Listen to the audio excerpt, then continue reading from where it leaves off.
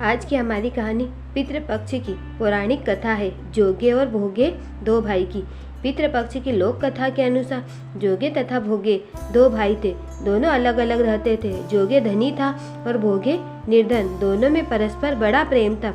जोगे की पत्नी को धन का अभिमान था, किंतु भोगे की पत्नी बड़ी सरल हृदय की थी। पितृपक्ष आने पर जोगे की पत्नी ने उससे पितरों का श्राद्ध करने के लिए कहा, तो जोगे इसे व्यर्थ का कार्य समझकर टालने की चेष्टा करने लगा, किंतु उसकी पत्नी समझती थी कि यदि ऐसा नहीं करेंगे तो लोग बातें बनाएंगे। फिर उसे अपने मायके वालों को दावत पर बुलाने और अपनी शान दिखाने का यह उचित अवसर लगा। अतः वह बोली, आप शायद मेरी परेशानी की वजह से ऐसा कह रहे हैं, किंतु इसमें मुझे कोई परेशानी नहीं होगी। मैं भोगे की पत्नी को बुला लूँगी, दोनों मिलकर सारा काम कर लेंगी। फिर उसने जोगे को अपने पीहर न्योता देने के लिए भेज दिया।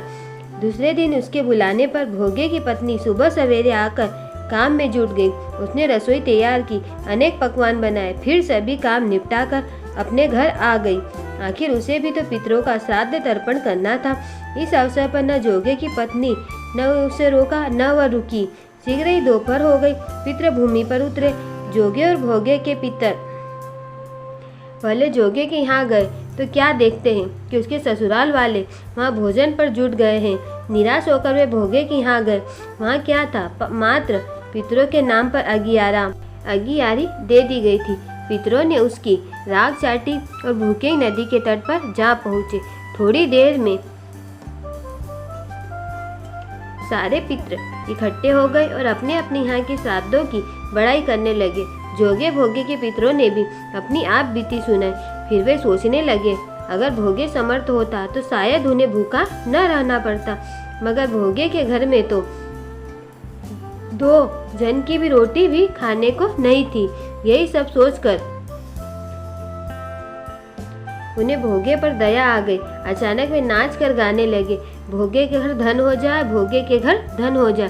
सांझ होने को हुई। भोगे के बच्चों को कुछ भी खाने को नहीं मिला था। उन्होंने माँ से कहा कि माँ भूख लगी है। तब उन्हें टालने की गरज से भोगे की पत्नी ने कहा, जाओ आंगन में औंधी रखी है, उसे जाकर खोल लो और जो कुछ मिले बांट कर खा लेना। बच्चे वहाँ पहुँचे तो क्या देखते हैं कि औंधी मोहरों से भरी पड़ी है। वे दौड़े दौड़े माँ के पास पहुँचे और उसे सारी बात बताई। आंगन में आकर भोगे की पत्नी ने यह सब कुछ देखा तो वह भी हैरान रह गई। इस प्रकार भोगे भी धनी हो गया, मगर धन पाकर वह घमंडी नहीं हुआ। दूसरे साल का पितृपक्ष आया और श्राद्ध के दिन भोगे की स्त्री ने 56 प्रकार के व्यंजन बनाए। ब्राह्मणों को बुलाकर श्राद्ध किया, भोजन कराया, दक्षिणा दी। जेठ जेठानी को सोने चांदी के बर्तनों में भोजन कराया। इससे पितृ बड़े प्रसन्न हुए। अगर आपको हमारी कहानी पसंद आई हो तो प्लीज़ वीडियो को लाइक एंड चैनल को सब्सक्राइब जरूर करें। धन्यवाद।